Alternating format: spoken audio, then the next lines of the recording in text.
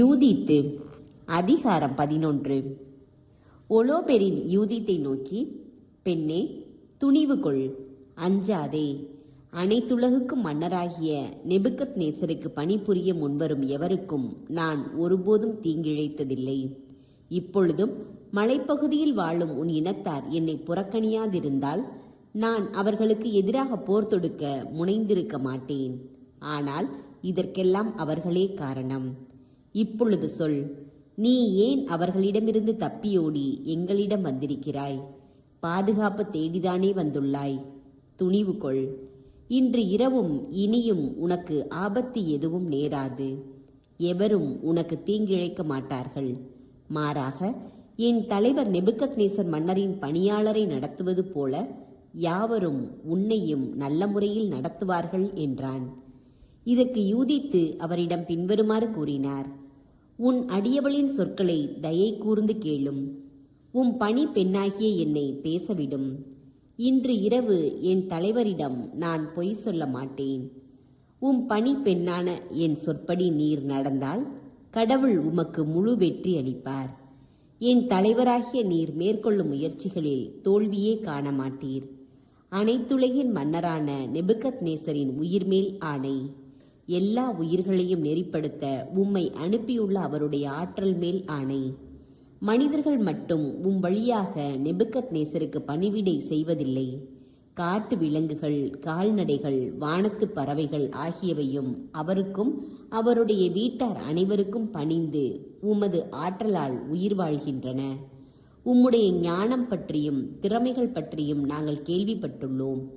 நாடு முழுவதிலும் நீரே தலை சிறந்தவர் என்றும் அறிவாற்றலில் வல்லவர் என்றும் போர்த்திறனில் வியப்புக்குரியவர் என்றும் உலகம் முழுவதும் அறியும். அக்கியோர் உமது ஆட்சி மன்றத்தில் அறிவித்தவற்றை நாங்களும் கேள்வியுற்றோம். ஏனெனில் பெத்தூலியாவின் ஆள்கள் அவரை உயிரோடு விட்டு வைத்ததால் அவர் உம்மிடம் சொல்லியிருந்த அனைத்தையும் அவர்களுக்கும் அறிவித்தார். ஆதலால் தலைவர் பெருமானே, அவருடைய சொற்களை புறக்கணியாமல் உமது உள்ளத்தில் இருத்தும். எம் இனத்தார் தங்கள் கடவுளுக்கு எதிராக பாவம் செய்தாலொழிய அவர்களை யாரும் தண்டிக்க முடியாது. வாள் கூட அவர்களுக்கு தீங்கிழைக்க முடியாது. இது உண்மை. இப்போது என் தலைவருக்கு தோல்வியும் ஏமாற்றமும் ஏற்படாதவாறு சாவு அவர்களுக்கு நேரிடும். ஏனெனில் அவர்களுடைய பாவம் அவர்களை ஆட்கொண்டு விட்டதால் அவர்கள் தீமை செய்யும் போதெல்லாம் தங்கள் கடவுளுக்கு சினமூட்டுகிறார்கள். தங்கள் உணவுப் பொருள்கள் தீர்ந்து போனதாலும் தண்ணீரெல்லாம் வற்றி போனதாலும் அவர்கள் தங்கள் கால்நடைகளை கொல்ல முடிவு செய்தார்கள். மேலும் உண்ணக்கூடாது என்று கடவுள் தம் சட்டத்தால் விலக்கி வைத்திருந்தவற்றை உண்ணவும் உறுதி பூண்டார்கள். எருசலேமில் உள்ள எங்களின் கடவுள் திருமுன் பணியாற்றும் குருக்களுக்கென்று தூய்மைப்படுத்தி ஒதுக்கி வைக்கப்பட்ட தானியங்களின் முதற்பலன், திராட்சை ரசம், எண்ணெய் இவற்றில் 1/10 ஆகியவற்றை பொதுமக்களுள் யாரும் தங்கள் கையால் தொடவும் கூடாது என்று திருச்சட்டம் விலக்கியிருந்தும் அவர்கள் அவற்றை தங்களுக்கே பயன்படுத்தி கொள்ள முடிவு செய்தார்கள். எருசலேமில் வாழ்ந்த மக்களும் இவ்வாறு செய்து வந்தபடியால் ஆட்சி மன்றத்தின் இசைவு பெற்று வர எருசலேமுக்கு ஆள் அனுப்பி இருக்கிறார்கள்.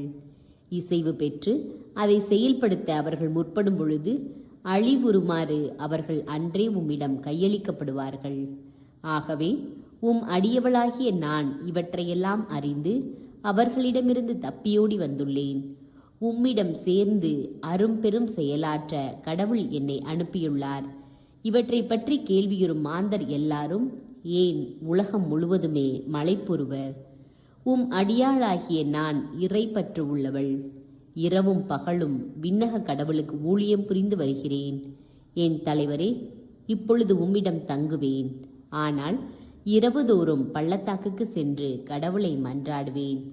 இஸ்ரேலர் பாவம் செய்யும்போது அவர் எனக்கு அறிவிப்பார். நான் வந்து அதை உமக்கு அறிவிப்பேன். பின் படை அனைத்தோடும் நீர் புறப்பட்டு செல்லலாம். உம்மை எதிர்ப்பதற்கு அவர்களுள் ஒருவராலும் முடியாது. நான் யூதேயா நாடு வழியாக எருசலேம் சேரும் வரை உம்மை வழிநடத்தி செல்வேன். அங்கு உமக்கு ஓர் அரியணை அமைப்பேன். ஆயனில்லா ஆடுகள் போல் இருக்கும் அவர்களை நீர் துரத்தி அடிப்பீர். ஒரு நாய் கூட உமக்கு எதிராக உருமாது. முன்கூட்டியே எனக்கு அறிவிக்கப்பட்ட இவற்றை உமக்கு தெரிவிக்கவே நான் அனுப்பப்பட்டுள்ளேன். யூதித்து சொன்னதை கேட்ட ஒலோபெரினும் அவனுடைய பணியாளர்களும் மகிழ்ச்சியுற்றார்கள். அவரது ஞானத்தைக் கண்டு வியந்து, உலகின் ஒரு முனை முதல் மறுமுனை வரை உன்னைப் போல அழகும் ஞானமும் நிறைந்த பேச்சு கொண்ட ஒரு பெண் இல்லவே இல்லை என்றார்கள்.